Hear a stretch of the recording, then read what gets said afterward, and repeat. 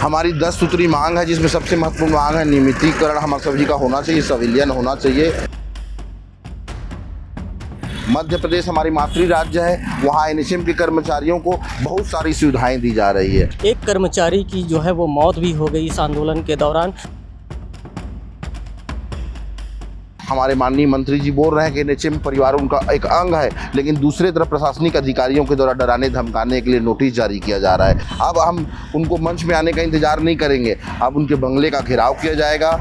NHM कर्मचारी लगातार आंदोलन कर रहे हैं और अपनी मांग को लेकर के वो रोजाना अलग अलग तरीके से आंदोलन करते हैं और आज देखिए वो पीपी किट पहन करके आंदोलन कर रहे हैं और इनका साफ कहना है कि जब तक सरकार जो है वो मांग मानेगी नहीं और तब तक ये आंदोलन में डटे रहेंगे। और इनकी 10 सूत्री मांग है, आज भी ये प्रदर्शन कर रहे हैं और एक सरकार की जो नीति है उसे लेकर के आक्रोश है। और हम जो है एनएचएम कर्मचारी संघ के प्रदेश अध्यक्ष से बात करेंगे, डॉक्टर अमित मीरी से, किस तरह से आप लोगों की मांग है और लगातार प्रदर्शन के बाद भी सरकार सुध नहीं ले रही है।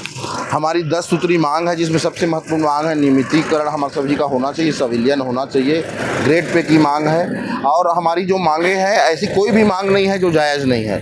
मध्य प्रदेश हमारी मातृ राज्य है, वहाँ एनएचएम के कर्मचारियों को बहुत सारी सुविधाएं दी जा रही है और उसमें केंद्र सरकार की भी कोई बाध्यता नहीं है। हम सरकार से अपील कर रहे हैं, अलग अलग माध्यमों से, प्रदर्शन के माध्यम से शांतिपूर्ण तरीके से सरकार तक बात पहुँचाने का प्रयास कर रहे हैं कि हमारी नियमितीकरण, सिविलियन, ग्रेड पे ये जो जायज़ मांगे हैं जो मध्य प्रदेश में भी पूरी हुई है, वो हमको उसका लाभ छत्तीसगढ़ के 16,000 कर्मचारियों को मिलना चाहिए।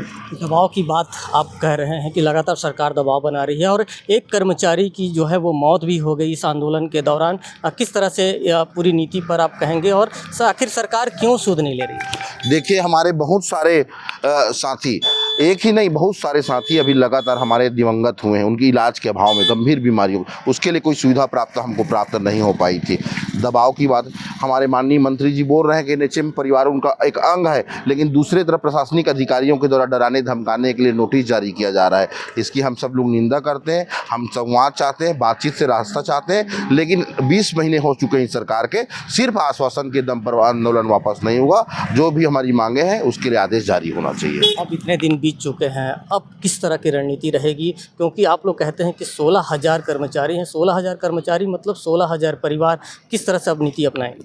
हमारी नीति बहुत शांतिपूर्ण आंदोलन चल रहा था, लेकिन प्रशासन ने जो दमन का रास्ता अपनाया है दिनों दिन, अब हमारी आगामी रणनीति है कि जिन नेताओं ने हमारे मंचों में आके भाषण दिया है, अब हम उनको मंच में आने का इंतजार नहीं करेंगे, अब उनके बंगले का घेराव किया जाएगा और पूरी तत्परता से लड़ेंगे, क्योंकि उन्होंने जो वादा करके आज जो सत्ता में आए हैं, हम सभी के कारण से सत्ता में आए हैं। अब जब सत्ता में आ गए हैं और 20 महीने पूरे हो गए हैं, तो पूरी ईमानदारी से उनको अपना वादा पूरा करना पड़ेगा। हमारा आंदोलन दिन ब दिन उग्र होता जाएगा और हम अपनी मांगे जब तक पूरी नहीं होंगी डटे रहेंगे।